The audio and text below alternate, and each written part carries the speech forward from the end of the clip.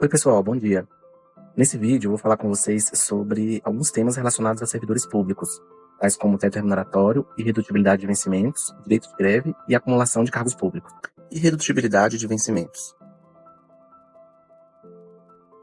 Ainda dentro dos assuntos relacionados à remuneração do servidor que constam no artigo 37 da Constituição Federal, o Constituinte originário incluiu uma regra relacionada à irredutibilidade de vencimentos, que é um princípio fundamental que garante ao servidor público a estabilidade financeira, protegendo sua remuneração contra reduções arbitrárias por parte da administração pública.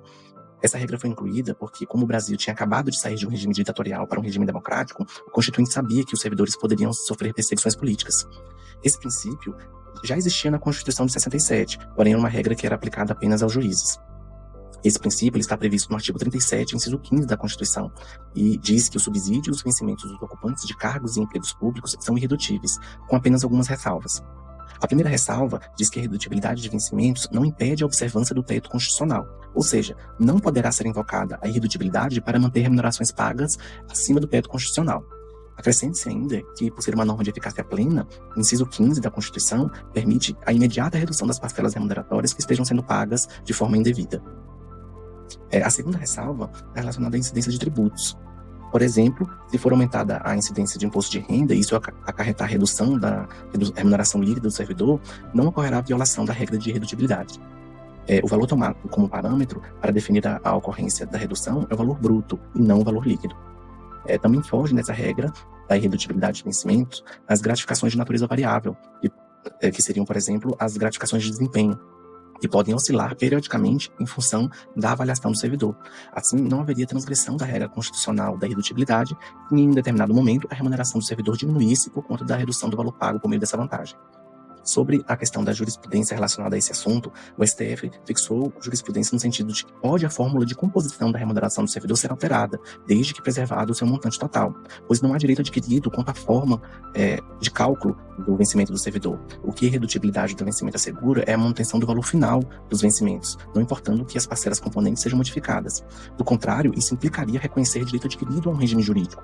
Essa possibilidade já foi rechaçada pela Suprema Corte há muito tempo.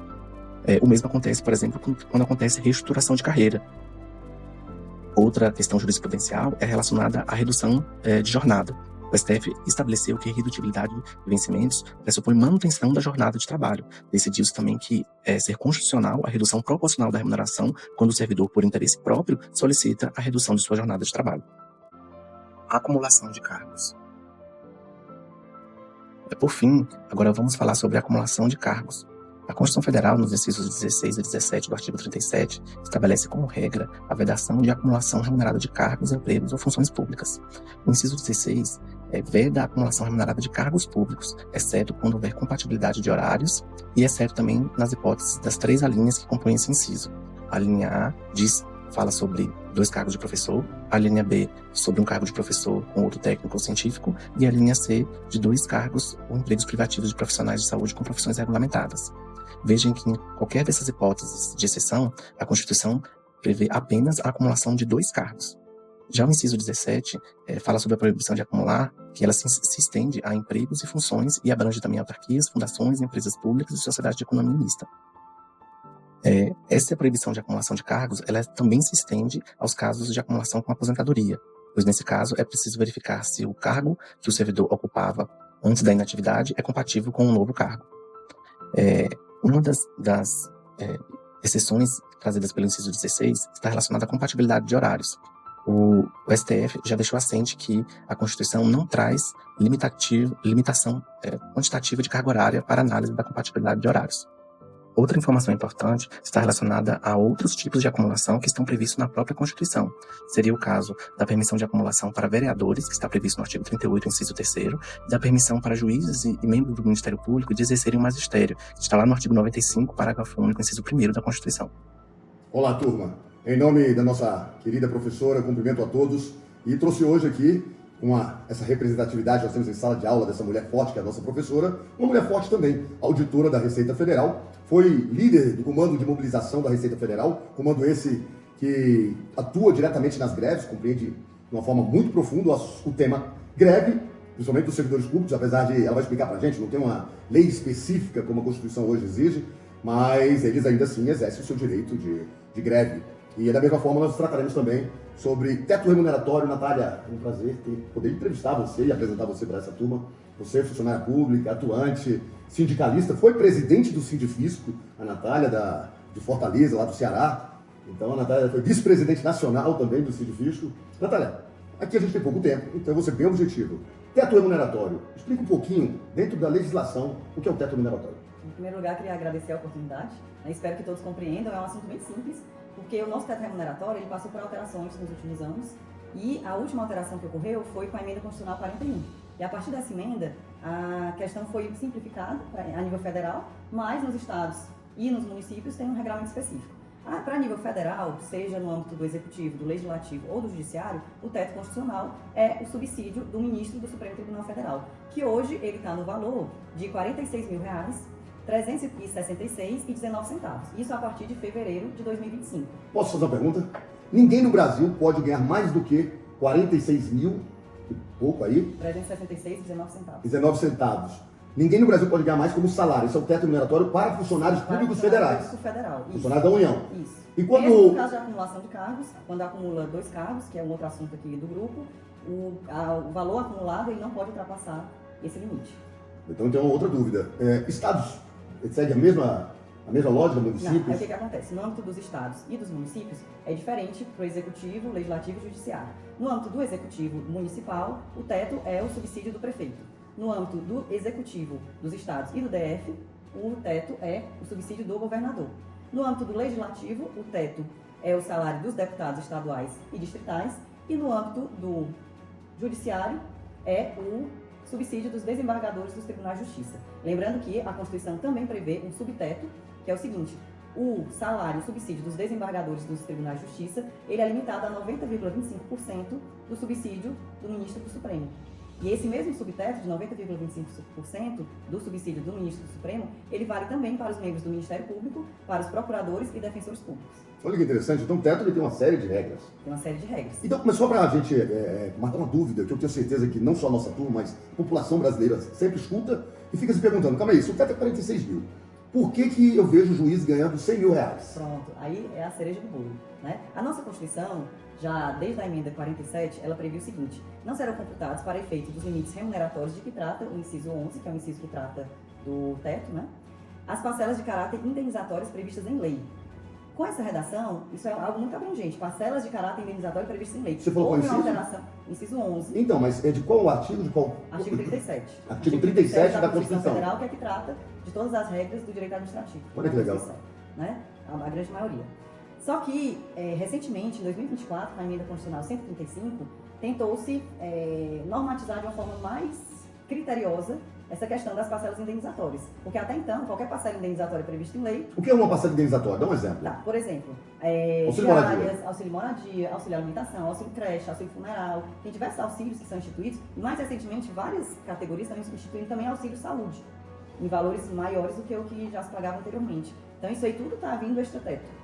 Isso é considerado... E é legal? É legal, é legal. Só que o que eu quero explicar aqui, que é interessante? Desde a emenda constitucional 135 de 2024, agora as parcelas, para elas serem consideradas indenizatórias e extra-teto, elas precisam ser previstas em lei ordinária, aprovada pelo Congresso Nacional, de caráter nacional, aplicada a todos os poderes e órgãos constitucionalmente autônomos. Então isso é um grande detalhe, porque até 2024... Uma categoria singular, ela poderia ter uma verba estabelecida em lei como indenizatória, uma verba que não se aplica a nenhum outro órgão, e essa verba poderia ser extrateto. Agora não. Desde a emenda constitucional 135, a verba indenizatória ela tem que ser a mesma para todos os órgãos. Muito interessante. Nosso tempo aqui é muito curto, então eu já vou pular agora para o próximo tema, que são as greves. Você, como sindicalista, fez muitas greves? Sim, infelizmente, a gente, como Receita Federal, é um órgão que os políticos não gostam muito, né, da nossa atuação. Então, a gente sempre, para ter melhorias, a gente precisa, infelizmente, fazer greve. Então, já participei de diversas greves. Vou dar um off aqui para vocês. Os políticos não gostam da Receita Federal porque eles são polícia investigativa, não deixa de ser. Eles são órgão de fiscalização. Como órgão fiscalizador, eles atuam diretamente no encontro de informações tributárias, eu falo the money, e é a Receita Federal que quase sempre deflagra essas operações gigantes que vocês assistem da Polícia Federal, né, junto com o Supremo, junto com os tribunais, né, os juízes deflagrando busca e apreensão, né, vocês como advogados trabalharão com isso, e tudo, quase tudo que tem a ver com vultuosos valores nesse país, a Receita Federal começou a investigação.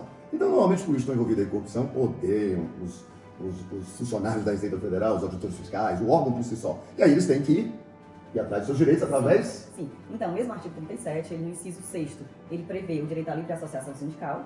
Então, em regra, as categorias de servidores públicos, elas estão organizadas em associações sindicais, entidades sindicais. E no inciso seguinte, no 7º, prevê o direito de greve.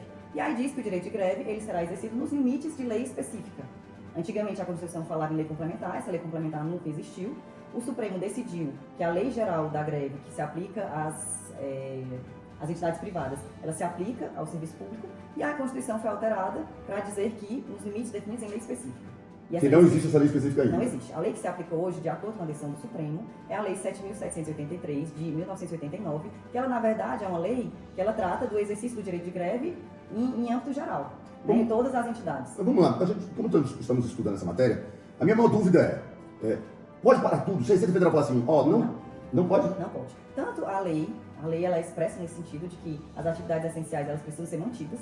A lei, inclusive, ela relaciona o que ela considera atividade essencial. Então, por exemplo... Tem um rol taxativo. Tem um rol taxativo. Né? Então, questão de transporte coletivo, telecomunicação, esse tipo de atividade não pode parar. E aí, o paralelo com o serviço público também ocorre. E ela não é, na verdade, taxativa, né? Porque o próprio Supremo, ele decidiu diversas outras atividades que são consideradas essenciais. E aí, nesse caso das atividades essenciais, pode ocorrer a greve.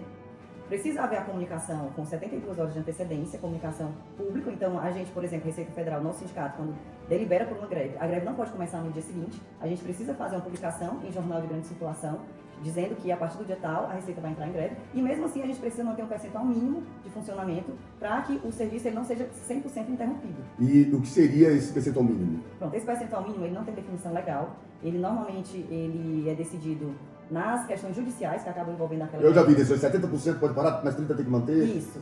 No caso da Receita Federal, inclusive, recente eu vi que em portos, aeroportos, a área de alimentos, a medicamentos, não podia parar, tinha que manter 100% dos auditores ativos, que eram para bens essenciais, bens perecíveis. Então tem uns regramentos que mas normalmente são decididos por um juiz. Isso. É de acordo com cada greve. É de acordo com cada greve.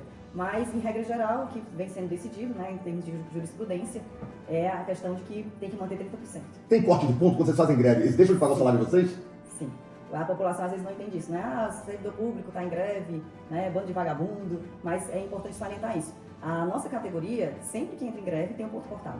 Deixa de receber o salário. A gente deixa de receber não fica recebendo salário em casa, não. Deixa de receber o salário. Isso é, inclusive, decisão do Supremo. Também é nesse sentido de que pode cortar sim o salário. E o que acontece? A gente se organiza em termos sindicais e tem uma curiosidade, né? Acho que a gente já esgotou aqui o grosso aqui do assunto. Curiosidade, a gente se organiza. Então, antes de começar a greve, quando a gente verifica que a gente vai ter que entrar em greve, a gente começa a contribuir, toda a categoria contribui para um fundo de corte de ponto. Então, a gente começa a descontar um valor fixo de todos ali e a gente consegue constituir um fundo para que, quando entrar em greve, esse fundo ele possa ressarcir as pessoas que tiveram ponto cortado.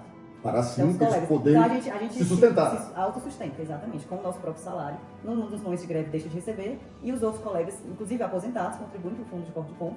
Eles não fazem greve, né? E a nossa categoria tem muitos aposentados. Então eles acabam ajudando vocês que estão na ativa a pressionarem por melhorias para a categoria. Que é a melhoria para todos, inclusive para os aposentados. Então é assim que a gente consegue sobreviver. Bom, para encerrar, uma última pergunta, e eu tenho certeza que essa vai deixar todo mundo bem satisfeito com a resposta. Dá resultado às greves? Dá. E quando o governo vem para a mesa, ele devolve o ponto de vocês, ele paga o salário, pois é, atende as exigências. Pois é, em regra, a gente deveria ter negociações das greves. As nossas últimas greves na Receita Federal, a gente está tendo essa dificuldade. Mas o que normalmente acontece? A gente negocia com o governo, a gente compensa as horas e a gente consegue, sim, receber aqueles valores. Mas você vai ter que trabalhar horas extras para recuperar, vai ter que trabalhar em dobro. Não é assim, eles vão te devolver porque você ficou em casa. Você vai ter que trabalhar de qualquer jeito. Sim. Bom, você que não entende que o servidor público trabalha muito e acha que assistindo fake news, acha que eles são vagabundos, enquanto as pessoas não querem trabalhar, ficam fazendo greve, na verdade, ele vai ter que trabalhar o dobro depois quando voltar para recuperar esse salário. Tem o direito de se manifestar sim, tem o direito de greve, tem o direito de ter participação sindical, mas também tem um custo disso, tem que ter muita força de vontade. E se não lutar também, o governo vai deixando de lado. Né? Com certeza, infelizmente é assim. Bom, valeu, gente.